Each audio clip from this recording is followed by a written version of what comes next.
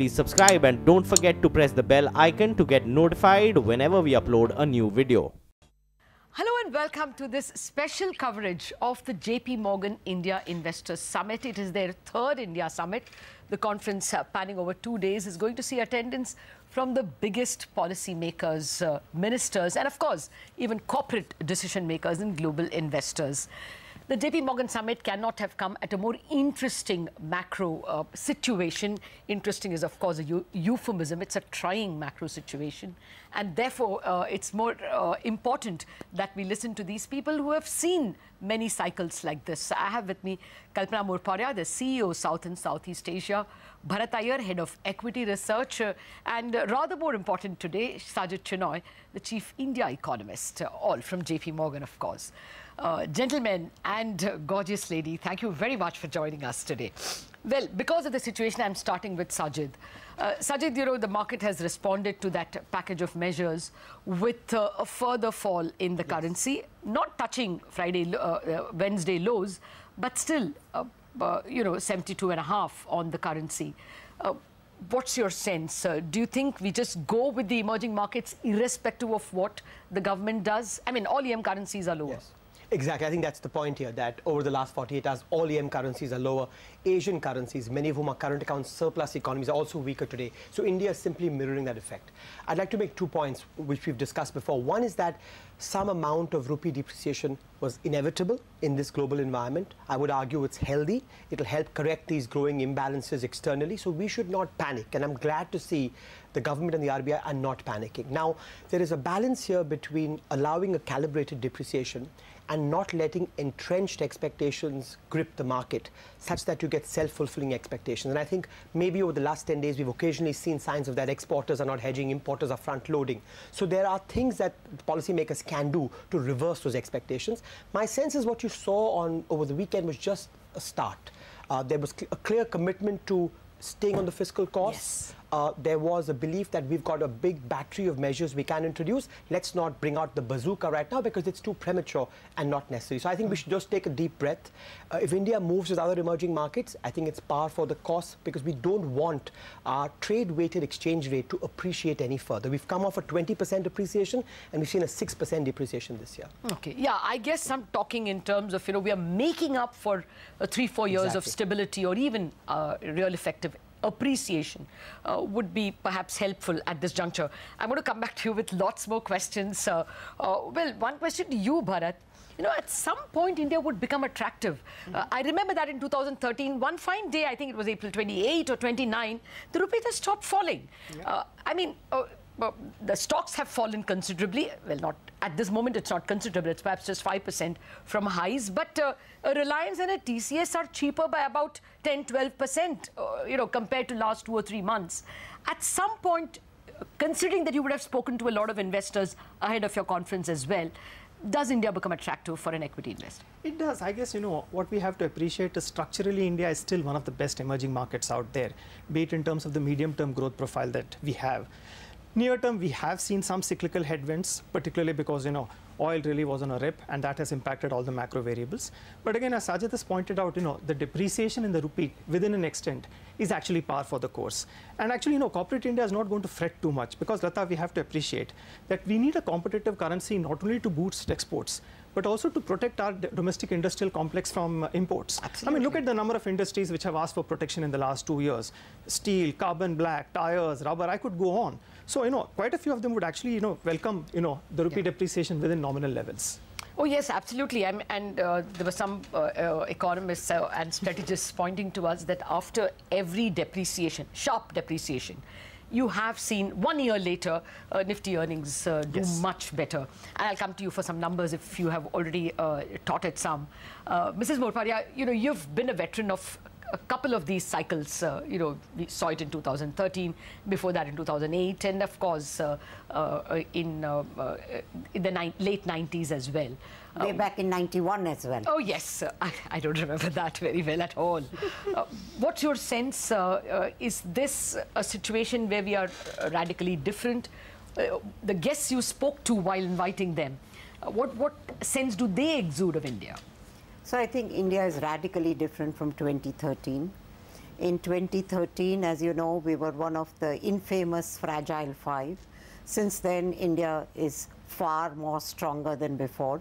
Sajjid actually has been saying this for the last 2 years, that this real effective exchange rate appreciation of the Indian currency is certainly not helpful for Indian industry at large and for the country. All of us were lulled with oil at 40. And if you look at last year when we had the conference, our big worries was certainly not macro. It was all about banks being undercapitalized. Will GST kind of settle down? Will IBC really play out? But such is human nature, Lata, that we don't talk about any one of these three successes 1 year down the line. But, you know, the currency gyrations is what's completely on everyone's mind. Okay. Well, fair point. But at the moment, that will be, I guess you will be the top draw, as will be, of course, you know, Jahangir and your external team. What are they saying already? You know, Sunil Garg, James Sullivan, the people who look at India as part of the EM basket and who look at EM very closely. Are they saying that this pain will endure? After all, the Fed tightening has, in a way, probably been only midway. They're probably in the middle of a curve. Exactly. What are they saying? I think that's the point. I mean, we have to we don't live on this island. Step back, and emerging markets, the analogy I use is, have been living on a ventilator in the last 7-8 years. That ventilator has been this unprecedented accommodation of central bank balance sheets. That's now changing. So I think what EMs are caught between are two dynamics. One is US exceptionalism. The fact is, growth in 2018 has been very desynchronized. The US has grown at 4% in the second half, growing at 3% in the second half of the year. Wages have finally gone up last week. The unemployment rate is below 4%. This is an economy that's steaming along. The problem is that the rest of the world is not keeping to pace. So when you have the largest economy in the world growing above potential, where the central bank will have no choice but to raise rates meaningfully aggressively, once a quarter, we believe, for the next year and a half, at least till they get to neutral and further. And you've got China, which is actually slowing, and investors aren't seeing tangible signs of a fiscal stimulus. Emerging markets are caught in between. So you've got, you know, you're on a highway and the car ahead of you is slowing down, which is China, and the car behind you is accelerating, which is the US. You're caught in between. So what you'll need to see, I think, is policymakers being nimble, being proactive. But let's not forget, in a world which is worrisome, India's fundamentals ultimately will shine through. Inflation is running below 5% in India. The current account deficit is, yes, high at 3%, but not at 5% like 2013. And we've seen the biggest improvement in our twin deficits in the last 5 years. So when the dust settles, markets too tend to be more discriminating. And I think we have to hope for that we are not one of those fragile economies. There are many other examples right now. We have to be, I think the key is, be orthodox. Stick to your fiscal target, raise rates of inflation warrants, and I think the rest will take care of it. Okay. I'll come back to the fisc, but I must say that you three are doing a better job of talking up the confidence of the markets. The policymakers could do with some help, and I guess they're joining you all anyway in Delhi on 19th and 20th. I have to take a quick break, but I'm back with more details on how do you see earnings upgrades and downgrades, Bharat. Back in a jiffy.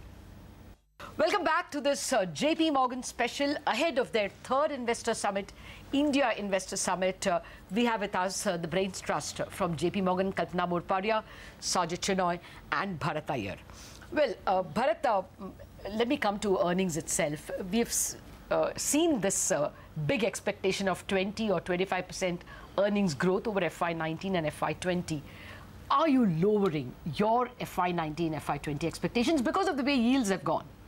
See, Lata, we've been at 15% for some time now. More realistic. More realistic. But so we don't believe the 20% number, and we believe it's likely to come off. But that said, I guess, you know, what we really need to focus on is the rate of change.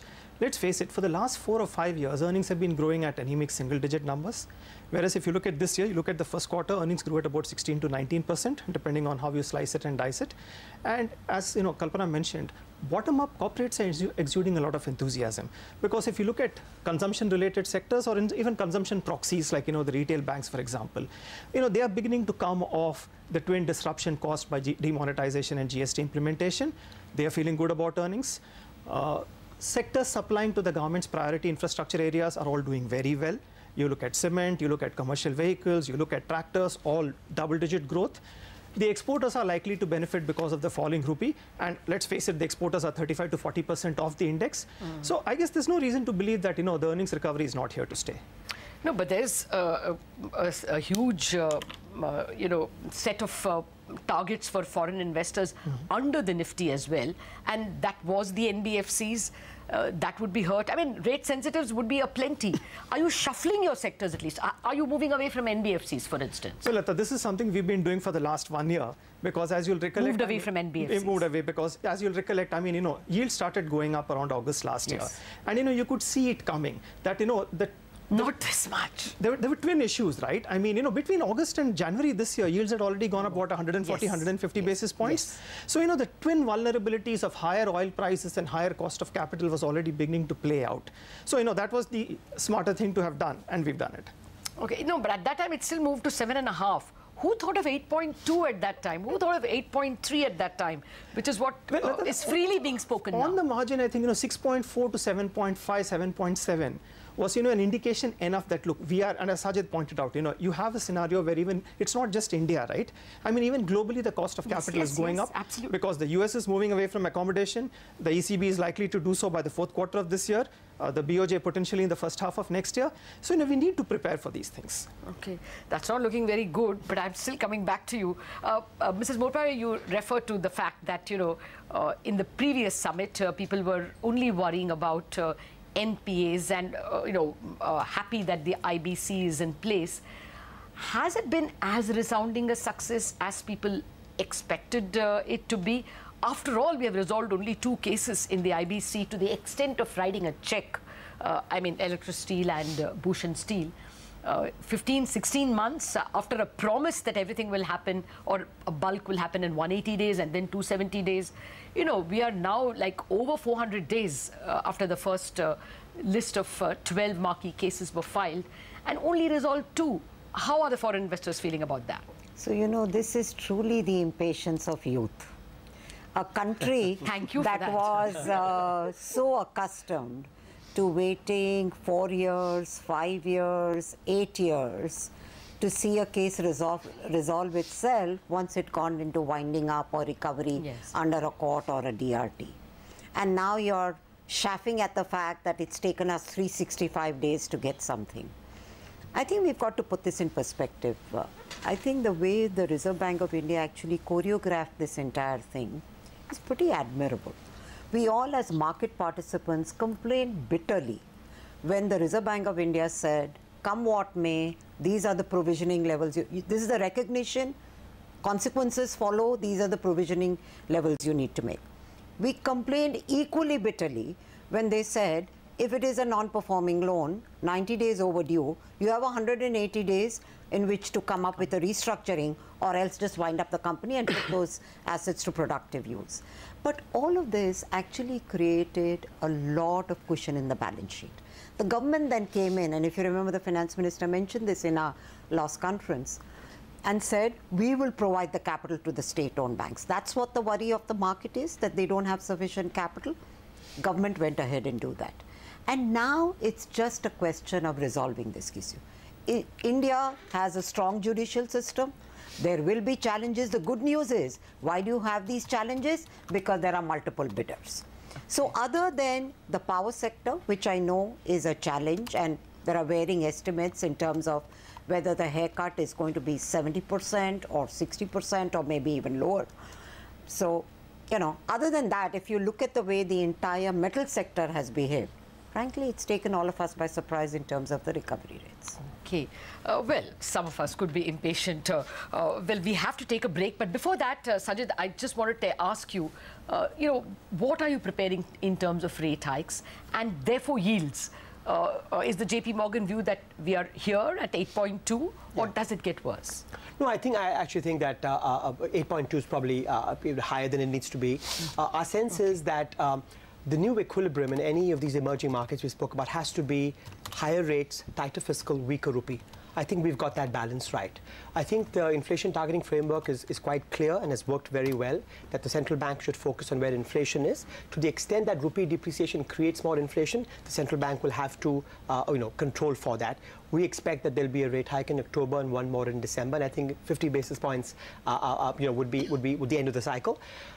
The sense is once investors are convinced that inflation is going to be under control, my sense is the yield curve will take care of itself, especially because there was a commitment over the weekend to control the fiscal deficit, and you've seen another open market operation announced on Friday night. Yes. So the sense is the combination of the FIS staying on target, inflation remaining under control, and the OMOs should keep the bond market contained as long as the rupee doesn't get disrupted.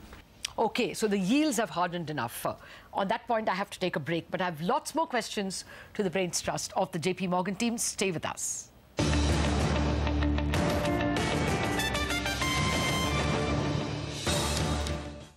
Welcome back to this JP Morgan special on the eve of the third India Investor Summit. We've been speaking with Kalpana Morparia, Sajjid Chinoy, and Bharat, the Brains Trust of JPM in India. Well, Sajjid, before we do the break, you told us 8.2 on the bonds is about pricing it, or perhaps overpriced the risks. What about fiscal deficit? I mean, everyone was thrilled that the Prime Minister reiterated that commitment. But the numbers at the moment are not very encouraging. GST clocking 94,000, 95,000 crores against an asking rate of 1.1 lakh crore. Can this commitment be kept in an election year? I think it can, because I think the fiscal, unlike current account, is a policy variable over here, and I think the government's marksmanship has been very good the last few years. GST collections are a concern. These are teething problems with compliance. I think where the government hopes to make up is on direct taxes, where the budget estimates were quite conservative, and with growth outperforming, you may get more tax buoyancy there, number one. Number two, last year they exceeded their disinvestment target. And number three, I think when push comes to shove in this global environment, I think this government, I think other emerging markets are showing that if I have to cut expenditures at the margin, that's a cost worth undertaking, because the psychological impact of sticking to your fiscal deficit target will be very important this year.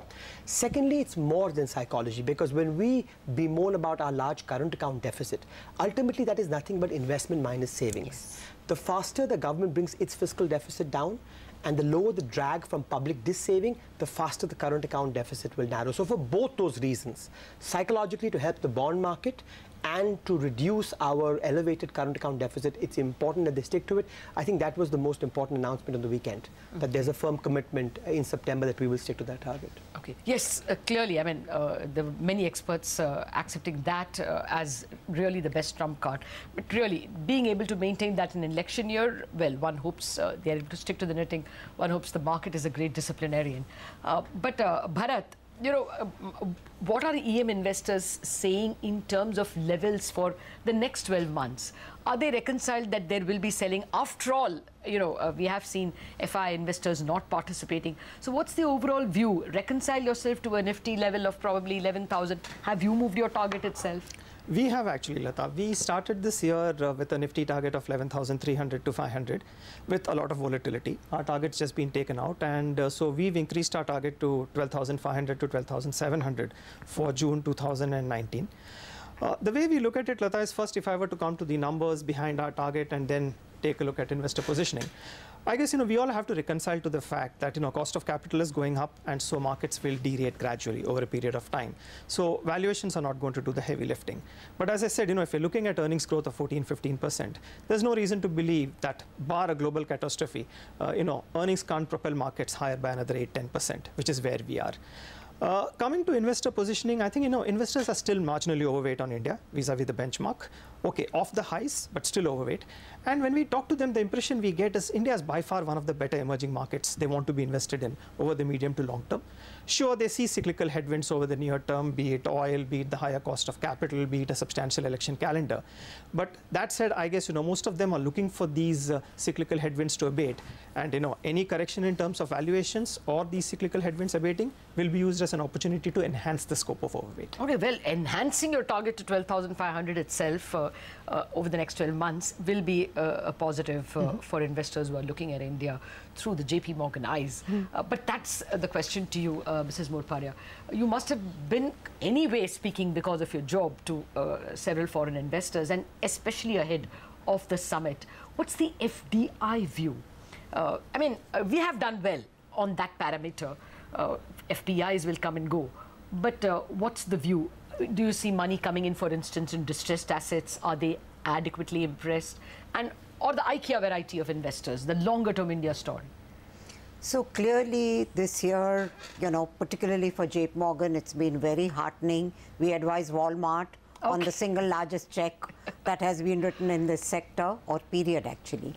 So I think just given the disruption that's going to take place in India with digitization, mobility, data, etc., there is a whole lot of interest, whether it's from the large US majors, China, Japan, and we're seeing a lot of that excitement.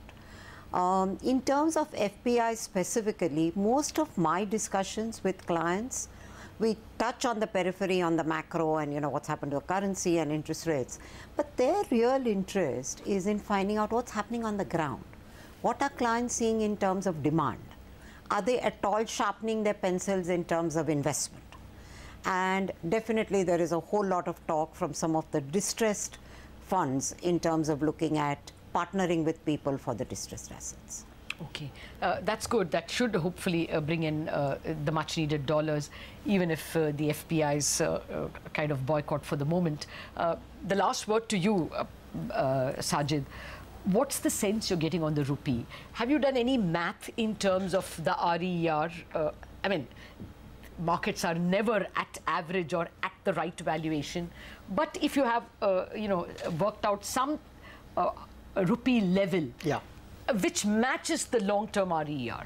So, Lata, I think that's the wrong way to look at it, because I think that policymakers in India correctly look at a trade-weighted rate. Yes. The dollar-rupee rate means nothing if other currencies are also moving in tandem. For the economy, it's a trade-weighted rate.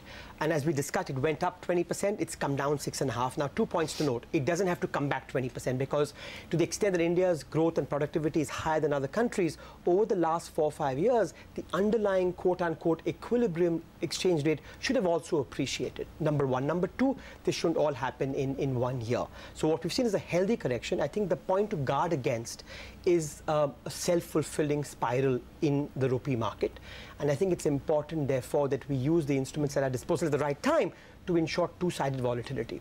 If that were to happen and we move in tandem with our trading partners, which in fact has been the case the last 4 months, the nominal effective exchange rate has only depreciated 0.5% in the last 3 months. So at this point in time, if we move in tandem with other emerging markets, I think that's a healthy start. The combination of a weaker rupee, slightly higher interest rates and tighter fiscal policy should be enough in the next few quarters to compress India's current account deficit of 3% of GDP, which has to be the overriding objective in the coming quarters. You're going with 2 rate hikes from now for the financial year? Yes, contingent on where inflation pans out. Food inflation is again surprise to the downside, but we think that the rupee move, oil moving back up against, will have implications down the line, and I think policymakers will have to be preemptive in this market. So we're going with 2 more.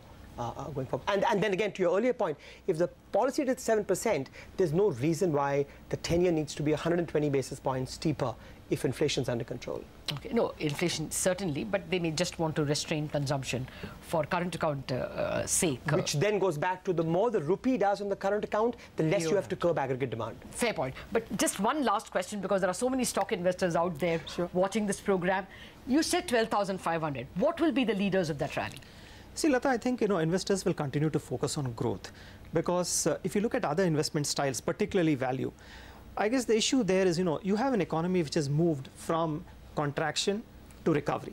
Yeah. But I think it's still very difficult to call for a major expansionary phase at this point. It could well happen after June next year, but that's unlikely to happen over the near term. So what we're calling for is not the Larsons, yes. Yes. So what we're not calling for is a modest recovery, but not an expansion, which means growth and quality will continue to outperform. So I guess it's going to be the secular growth sectors with sustainable earnings growth, visibility. No, not the IT pharma types. See, IT pharma, I guess they will be there for tactical reasons because the rupee is depreciating.